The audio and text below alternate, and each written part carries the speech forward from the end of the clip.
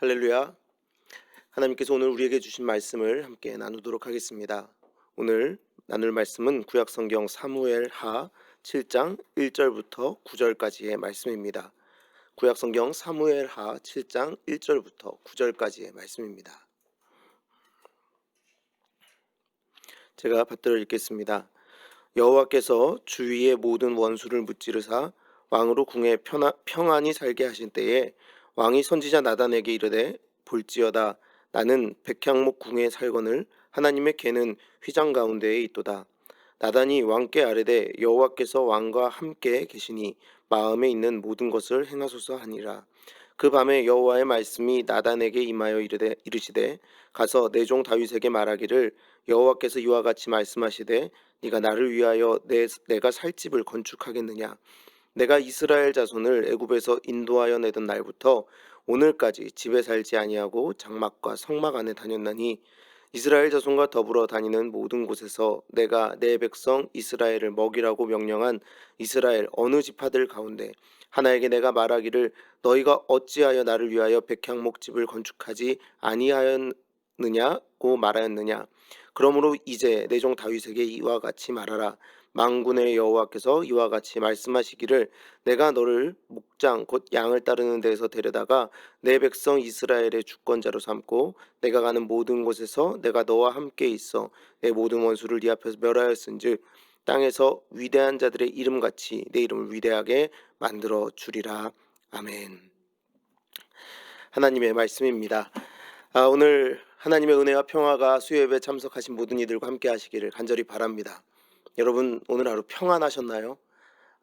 이제 다윗이 드디어 광야의 거친 길을 지나와 하나님께서 왕으로 세우신 그 궁에서 평안한 날을 얻었다라고 오늘 성경은 기록하고 있습니다. 1절 말씀 여호와께서 주위의 모든 원수를 무찌르사 왕으로 궁에 평안히 살게 하신 때에 우리가 다윗과 같은 삶을 원한다 한다면 아마 광야의 거친 삶보다는 이 궁에서 보내는 평안한 삶을 바랄 것이라는 생각이 듭니다. 어려운 시기를 하나님과 동행하면서 지혜롭게 잘 지나온 다윗의 인생, 그의 인생이 드디어 이렇게 빛을 발하게 되었습니다. 쥐구멍에도 볕들날이 있다 하듯이 다윗도 이제 볕을 보게 되었습니다. 다윗은 이제 전성기를 맞이했습니다. 그는 건강한 육체를 가졌으며 똑똑한 지혜를 가졌습니다. 시련을 통해 또한 성숙해졌습니다.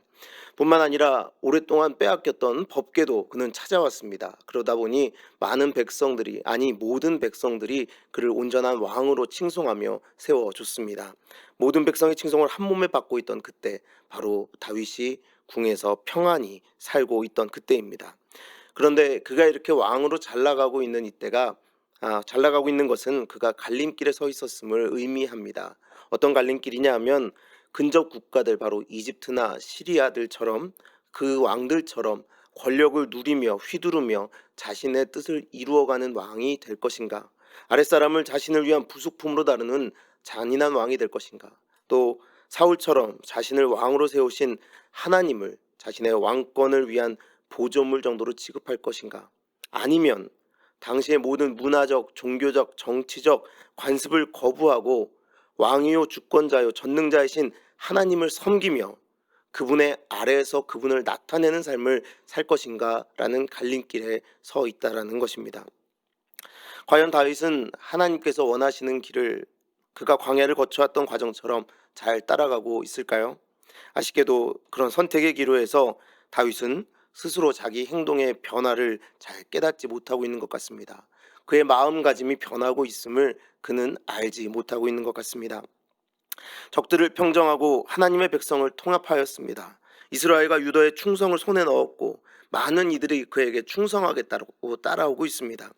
다윗은 그런 성공에 아마 취했던 것 같습니다. 자신의 능력으로 하나님께 무언가 호의를 베풀고 싶다라는 마음이 그의 안에 생겼습니다. 이 말씀을 볼 때 저는 예전에 어릴 적에 했던 그 백마병이라는 단어가 떠올랐습니다. 여러분 혹시 백마병에 대해서 들어보셨나요? 이거 왕자병과 비슷한 병 중에 하나입니다. 사람들이 왕자를 자꾸 쳐다보는데 그 백마가 마치 그 왕자를 쳐다보는 사람들의 눈이 자기를 쳐다보는 것으로 착각하여 혼자 쑥스러워하는 모습을 빗대어 하는 말입니다. 자신의 얼굴, 자신의 능력이 아니라 백마는 그저 그 왕자를 태우고 있기에 사람들이 쳐다보는 건데 자신이 잘나서인 걸로 착각한 병, 그것을 백마병이라고 불렀습니다. 오늘 다윗도 그렇습니다. 지금까지 그를 인도해 오신 분은 하나님이시고 승리하게 하신 분도 하나님이신데, 다윗은 어느새 마음이 교만하여져서 이제 내가 하나님께 무엇인가를 해드릴 수 있다라는 착각을 하게 되었다라는 겁니다. 그래서 2절 말씀에 보면 왕이 선지자 나단에게 이르되 볼지어다 나는 백향목 궁에 살거늘 하나님의 궤는 휘장 가운데 있도다 라고 이야기합니다. 하나님이 작아 보였던 걸까요? 이제 내가 왕이 되고 보니까, 사람들의 칭송을 받다 보니까, 연전연승 계속해서 승리하다 보니까 하나님이 작아 보였던 것일까요? 그는 하나님이 궤에 거하신다는 착각을 하게 되었습니다. 하나님이 궤 안에 거하고 있는데 그 하나님께서 거하시는 그 집이 너무나도 초라하다라고 이야기하고 있는 것입니다. 이 땅에 하나님이 거하시지 못하시는 곳이 없거늘 자신의 알량한 백향목 궁이 하나님의 발등상인 이 모든 땅보다 못함을 그는 망각해 버린 것입니다. 자신이 하나님보다 더 좋은 집에서 하나님보다 더 잘 살고 있다고 착각하고 있는 것입니다. 뿐만이 아닙니다. 이것은 지금까지 자신이 걸어온 길을 누가 걸어오게 했는지도 잊었다라는 것을 의미합니다. 여러분, 다윗이 거하던 곳에는 하나님의 궤가 없었습니다. 하나님이 그 궤에만 거하고 계시다면 다윗은 지금 하나님의 부재 가운데 그 길을 걸어왔다라는 것을 의미하는 것이죠. 하나님의 부재 가운데 그가 왕이 되었다는 것은 또 다른 의미로 무엇을 말합니까? 자기 자신의 능력으로 이 일을 성취해냈다라는 겁니다. 다윗이 왕이 된 것은 전적으로 자신의 힘이요, 다윗이 승리할 수 있었던 것은 자신의 능력, 자신의 지혜, 자신의 힘 때문이라고 다윗은 이야기하고 있다라는 겁니다. 자신이 여기까지 온 것이 모든 상황 가운데 함께 하셨던 하나님, 그 은혜로 인하여 말미암았다라는 것을 다윗은 이제 잊고 있었던 중이었습니다. 여러분, 이런 사고방식을 아마 다윗이 계속 가지고 갔다면 그는 성경에 이렇게 좋은 왕으로 아마 기록되지 못했을 것입니다. 하나님의 행하심보다 자신과 자신의 행함을 더 중요시하는 사람이라면 그의 왕업은 결국 실패하고 말았을 것입니다. 사울과 같이 되고 말았을 것입니다. 그러나 이때 하나님의 선지자가 하나님의 말씀을 들고 그를 찾아옵니다. 6절 말씀을 보면 내가 이스라엘 자손을 애굽에서 인도하여 내던 날부터 오늘까지 집에 살지 아니하고 장막과 성막 안에서 다녔나니 이스라엘 자손과 더불어 다니는 모든 곳에서 내가 내 백성 이스라엘을 먹이라고 명령한 이스라엘 어느 지파들 가운데 하나에게 내가 말하기를 너희가 어찌하여 나를 위하여 백향목집을 건축하지 아니하였느냐고 말하였느냐. 내가 너희를 이끌어내기 위하여 거기 있었던 것이지 내 능력이 없어 그곳에 있었던 것이 아니다라고 주님은 말씀하십니다. 하나님은 자유로우신 분이십니다. 돈으로 살 수 있거나 사치품으로 통제할 수 있는 분이 아닙니다. 내가 그분을 만족시켜 드릴 만한 능력이 우리에겐 없는 것입니다. 그분의 집을 지어줄 사람이 없어 그들과 함께 광야에 계셨던 것이 아니라 그들이 불쌍하여 그 부르짖는 이들의 그 길을 예비하기 위하여 하나님은 광야에 머무르셨다라고 말씀하시는 것입니다. 너희가 나에게 무엇인가를 내어줄 수 있기에, 너희가 나를 만족시켜 줄 수 있기에 내가 그 광야길을 걸어간 것이 아니라 내가 너희를 사랑하기에, 내가 너희를 이끌어 자유하게 하기 원했기 때문에 그곳에 계셨다라고 하나님은 말씀하셨습니다. 그리고 하나님께서는 다윗에게 이어서 말씀하십니다. 8절 말씀입니다. 그러므로 이제 내 종 다윗에게 이와 같이 말하라. 만군의 여호와께서 이와 같이 말씀하시기를 내가 너를 목장 곧 양을 따르는 데에서 데려다가 내 백성 이스라엘의 주권자로 삼고 네가 나를 위하여 무엇인가 해줄 수 있기에 여기까지 온 것이라고 착각하지 말라라고 하나님은 말씀하십니다.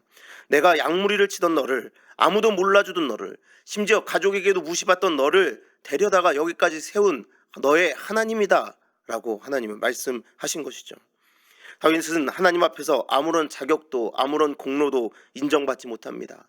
그가 걸어온 길을 보면 조금은 억울할 수도 있습니다. 그래도 하나님, 내가 조금이라도 무엇인가 하지 않았나요? 라고 이야기할 수 있습니다. 그러나 하나님은 나쁘게 말하자면 양이나 치던 너를, 양이나 따라다니던 너를 내가 왕으로 세웠다라고 분명하게 말씀하십니다. 왕 앞에서 이 말을 전해야 하는 나단도 참 대단해 보입니다. 나단을 통하여 다윗에게 전달된 이 말들은 다윗을 얼마나 아프게 했을까요? 그래도 내가 이제껏 해온 것이 얼만데 이런 생각이 혹시 들지 않았을까요? 내가 이 나라 왕인데 그래도 내가 이 나라 왕인데 나단 네가 감히 이런 생각을 하며 나단을 보며 이를 갈진 않았을까요? 아니 조금 전까지만 해도 아무 말 없던 네가 어찌 나한테 이럴 수 있어? 라고 그를 탓하진 않았을까요? 그러나 여러분, 이 아픈 말씀, 나를 찌르고 들어오는 이 아픈 말씀이 곧 은혜 아니겠습니까? 영원한 멸망보다 하나님께서 아프지만 옳은 길로 돌아오게 하시는 그 말씀을 주시는 것, 이것이 은혜 아니겠습니까? 다윗을 매섭게 몰아치며 아픔을 건드리듯이 하나님께서 말씀하시는 이유는 그가 진정한 은혜를 깨닫기를 바라셨기 때문입니다. 네가 될 수 있는 것은, 네가 진정한 왕이 될 수 있는 것은 나로 말미암는 것이다라는 그 하나님의 음성을 듣는 것이 그의 삶의 큰 복이기에 하나님은 그 아픈 말씀을 나단을 통해 전하게 하신 것입니다. 너는 사람들로 하여금 네가 하는 일에 주목하게 하는 것이 아니라 하나님, 바로 내가 하는 일을 그들이 알아볼 수 있게 드러내는 존재라고, 너는 그런 존재라고 하나님은 알려주고 계십니다. 하나님은 그렇게 자기 자신으로 가득했던 다윗을 멈춰 세웁니다. 이 세상의 부귀영화를, 하나님의 나라로 착각한 다윗을 멈춰 세우십니다. 자신이 세우고자 한다면 하나님의 거할 곳을 지을 수 있다고 착각한 다윗의 교만을 멈춰 세우십니다. 하나님께서 이룩하고자 하신 하나님 나라는 금으로도 백향목으로도 이루어진 나라가 아니라고, 오직 하나님의 나라는 하나님의 법으로 하나님의 뜻으로 이루어진 나라라고 그를 깨닫게 하고 계십니다. 그리고 다윗에게 이렇게 말씀하십니다. 다윗을 아프게 한 그 말씀 이후에 그에게 말씀하시기를 11절 말씀, 내가 너를 위하여 집을 지을 것이다 라고 말씀하십니다. 내가 지을 것이다, 네가 아니라 내가 너를 위하여 집을 지을 것이다 라고 하나님은 그에게 분명하게 말씀하십니다. 네가 나를 위하여 세우는 불완전한 나라가 아니라 하나님께서 세우시는 모든 원수에게서 벗어나 쉴 수 있는 하나님의 계획하신 완전한 집을 세우시겠다고 하나님은 말씀해 주십니다. 여러분, 다윗은 그 말씀 앞에 어떻게 행동했을까요? 다윗은 하나님께서 그렇게 그 은혜의 말씀을 베풀어 주시는 그 자리에서 어떻게 했을까요? 오늘 읽진 않았지만 18절 말씀을 보면 다윗의 행동이 이렇게 기록되어 있습니다. 다윗이 여호와 앞에 들어가 앉아서 이르되, 주 여호와여, 나는 누구이오며 내 집은 무엇이기에 나를 여기까지 이르게 하셨나이까? 양이나 쫓아다니던 저를 여기까지 이르게 하신 분이 당신입니다 라고 그는 하나님 앞에 무릎 꿇습니다. 그분 앞에 그렇게 고백하며, 하나님, 나는 무익한 종입니다 라고 말하는 것입니다. 하나님의 말씀을 겸허히 받아들입니다. 나한테 왜 그러십니까? 이렇게 이야기하지 않습니다. 하나님, 그래도 조금은 내가 무엇인가 하지 않았습니까? 라고 말하지 않습니다. 하나님, 하지 말라 하신다면 아무것도 하지 않겠습니다 라는 의미로 그는 하나님 앞에 무릎 꿇습니다. 이것이 곧 다윗을 다윗되게 하는 가장 근본되는 행동입니다. 여러분, 참 이 행동은 부럽습니다. 어떻게 그렇게 바로 하나님 앞에 무릎 꿇을 수 있을까요? 금방 교만해지는 이 마음을 어찌 하나님의 말씀 한마디에 그렇게 내려놓을 수 있을까요? 하나님 말씀을 즉각 들을 수 있는 그 자세, 어떻게 하면 그렇게 될 수 있을까요? 저는 참 이 다윗의 자세가 부럽기만 합니다. 그래서 이 말씀을 저도 붙잡고 기도하려고 합니다. 하나님, 저도 다윗과 같이 그렇게 언제든지 하나님 앞에 무릎 꿇을 수 있는 존재가 되게 하여 주시옵소서. 여러분, 그래서 다윗은 이 경험을 통해 그의 아들 솔로몬이 왕으로 오를 때에 그저 하나님의 말씀을 따르는 것만이 형통하는 길이다라고 알려줍니다. 열왕기상 2장 3절과 4절 말씀입니다. 내 하나님 여호와의 명령을 지켜 그 길로 행하여 그 법률과 계명과 율례와 증거를 모세의 율법에 기록된 대로 지키라. 그리하면 네가 무엇을 하든지 어디로 가든지 형통할지라. 여호와께서 내 일에 대하여 말씀하시기를, 만일 내 자손들이 그들의 길을 삼가 마음을 다하고 성품을 다하여 진실이 내 앞에서 행하면 이스라엘 왕위에 오를 사람이 내게서 끊어지지 아니하리라 하신 말씀을 확실히 이루게 하시리라. 하나님의 명령을 지키는 것이 그들의 유일한 형통의 길이다 라고 그의 아들이 왕위에 오를 때에 다윗은 가르쳐줍니다.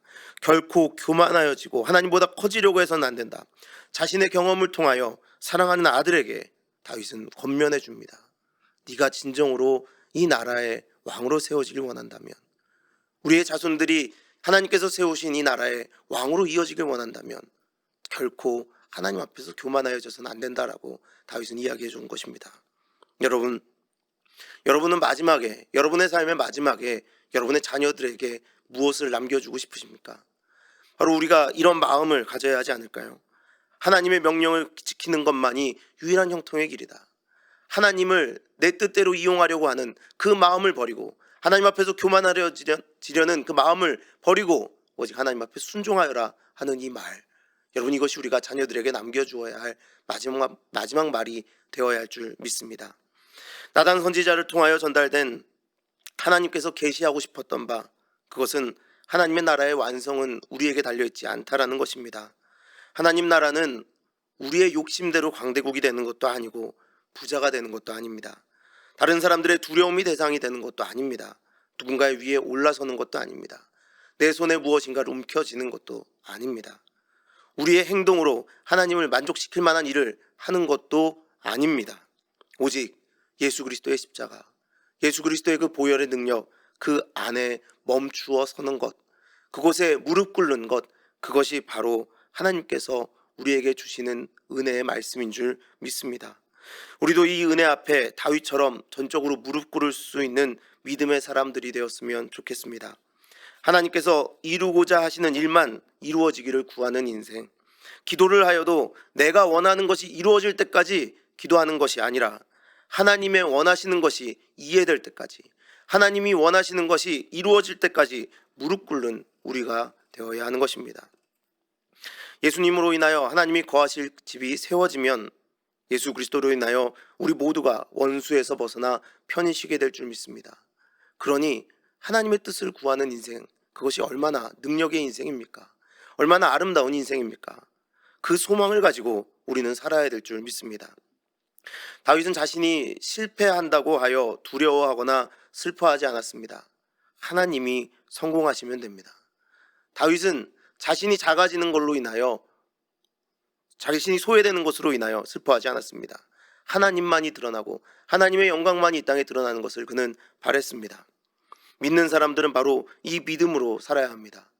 믿는 사람들은 하나님 나라에 가는 소망을 가질 수 있습니다. 그러니 이 세상에 두려울 것이 없죠. 이미 천국을 살고 있는데 무엇이 우리를 무너뜨릴 수 있겠습니까? 우리도 다윗과 같이 그렇게 되었으면 좋겠습니다. 사방으로 우겨쌈을 당할지라도 좌절하거나 남을 미워하거나 그 자리에서 도망하려는 것이 아니라 예수님 이 자리에 계시니, 하나님 이 자리에 계시니 이곳이 천국입니다 고백하며 그곳에서 하나님이 원하시는 일을 할 수 있는 인생들이 되는 것, 바로 우리가 그 삶을 쫓아야 하겠습니다. 여러분, 오늘 예배를 통하여 우리 모두가 그렇게 되길 바랍니다. 하나님의 바라심만이 이루어지는 인생, 하나님이 우리를 바라보시면 무슨 말씀을 더 이상 하지 않으셔도 그저 그 말씀을 묵묵히 쫓아가는 인생들, 여러분, 그것이 우리의 삶의 가장 큰 은혜 아니겠습니까? 오늘 십자가의 은혜로 구원받았다면, 예수 그리스도의 보혈의 능력으로 씻김 받았다면, 여러분, 우리도 그 다윗이 걸어갔던 그 길을 선택하는 모두가 되기를 간절히 바랍니다.